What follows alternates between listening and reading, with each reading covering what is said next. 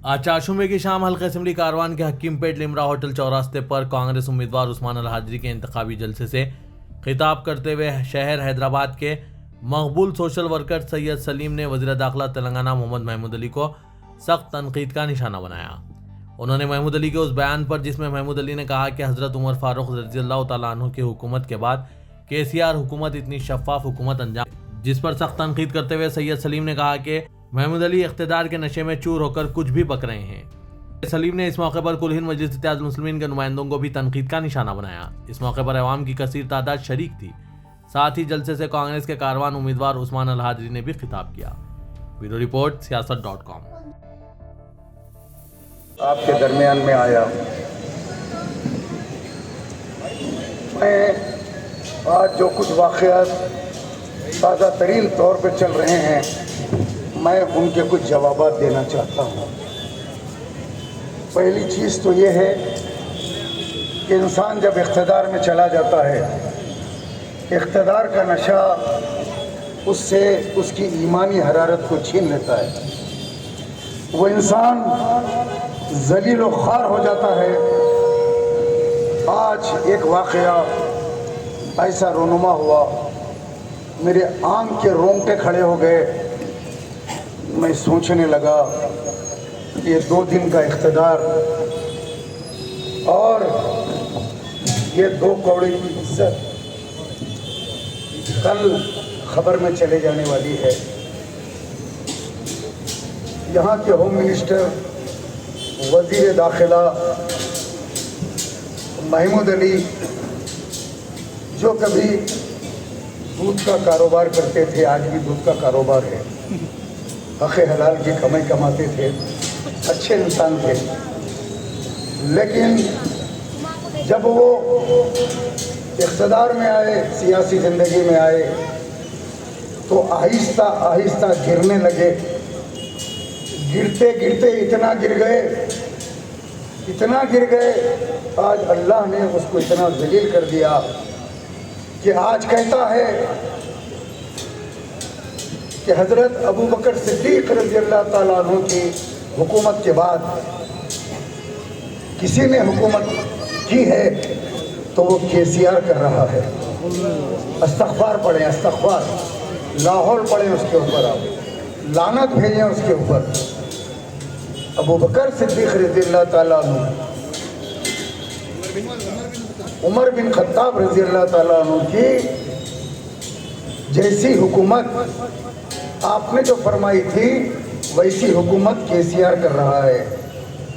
कितना नीच हो गया इंसान, कितना गिर गया। मैं असदुद्दीन अवैसी, आजकल इनका नाम मैं थोड़ा सा बदल रहा हूँ। ये इल्ज़ामुद्दीन अवैसी हैं। इनका काम है इल्ज़ाम लगाना, दाढ़ी टोपी पहनकर लोगों पे इल्ज़ाम तराशी करते घूम रहे हैं। मुसलमानों के चोले में शेरवानी टोपी पैजामा पहनकर झूठ बोलते घूम रहे हैं। इस्लाम में झूठे को कज़्ज़ाब कहा गया और कज़्ज़ाब पे अल्लाह की लानत है। तो गोया असदुद्दीन अवैसी, जो तुम झूठ बोलते फिर रहे हो जलसों में, तुम्हारे ऊपर अल्लाह की लानत है। तुम्हारा भाई भी झूठ बोल रहा है कि 2 दिन के इख्तिदार के लिए तुम्हारी इतनी बड़ी बड़ी झूठे हैं। एक मर्तबा कहते हैं ये कि उस्मानिया दवाखाने में एक बच्चे को खून की ज़रूरत पड़ी, तो इनको मालूम हो गया। उस्मानिया दवाखाना पहुंचा, मैंने 10 बाटल खून दिया, 15 बाटल खून दिया, देते जाता भागते जाता, देते जाता भागते जाता, देते जाता भागते जाता। क्या डायनासोर की औलाद है? अब्बा अम्मी के हत्तियों का ख़ानदान है। 15 बाटल कैसा निकलते मियाँ? कौम का सारा खून तो तुम चूस लिए। अब ये 15 बाटल कहाँ से निकले तुम्हारे पास? जब तुम्हारा भाई ज़मीनों के झगड़े में बारकस में मोहम्मद पहलवान वगैरह को जाके वहाँ तंग करने लगा पैसों के लिए, वो अरबों की लुंगी में हाथ डाला। जब भी मैं बोला देख ये बादशाह सब करना, अरबों की लुंगी में हाथ नहीं डालना, नहीं सुना, हाथ डाला। क्या हुआ? नारियल फोड़े जैसा रोड पे डाल के फोड़ दिए लोग। नीचे से चीख रहा था, माफ कर दो, मैं दोबारा बारकस को नहीं आऊँगा, माफ कर दो, माफ कर दो। बाद में आके मक्का मस्जिद में तकरीर हो रही, मैंने कहा मुझे छोड़ना नहीं, अगर मैं बच जाऊँगा तो 17 नस्लों तक तुम्हारा पीछा करूँगा। मैंने कहा सोचिए आप, कोई धर्मेंद्र की फिल्म है, जूते खाते वक्त पे डायलॉग मारने का, वो नीचे तो कह रहा था छोड़ दो मुझे, माफ़ कर दो, मैं दोबारा बारकस को नहीं आता, पहलवान छोड़ दो, नीचे से बिलबिला रहा था।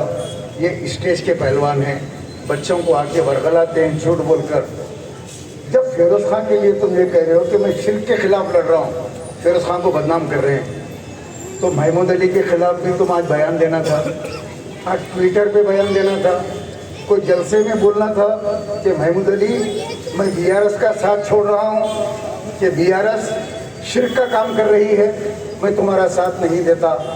और एक मलून है जिसका नाम गुस्ताख रसूल राजा सिंह, वो बार बार कह रहा है कि मैं पान खा के तुम्हारे घर को आता हूँ, मैं तारा पान साहब का पान खा के आ रहा हूँ, तुम्हारी बीवी को तैयार रखना, तुम्हारी बेटियों को तैयार रखना, तुम्हारे घर को आ रहा हूँ। फिर एक बार कह रहा कि वो बुलडॉग को लेके आओ, बोले तो बुलडॉग, बोले तो अकबरुद्दीन अवैसी, ये बुलडॉग को लेके आके गोशामेल में लड़ाओ, क्या तुम्हारे पास कोई मर्द नहीं है क्या? ये गुफ्तगू कौन कर रहा है? राजा सिंह कर रहा है। लेकिन ये हमारे हिजड़े, बड़ा हिजड़ा, छोटा हिजड़ा, बड़ा हिजड़ा असदुद्दीन, छोटा हिजड़ा अकबरुद्दीन।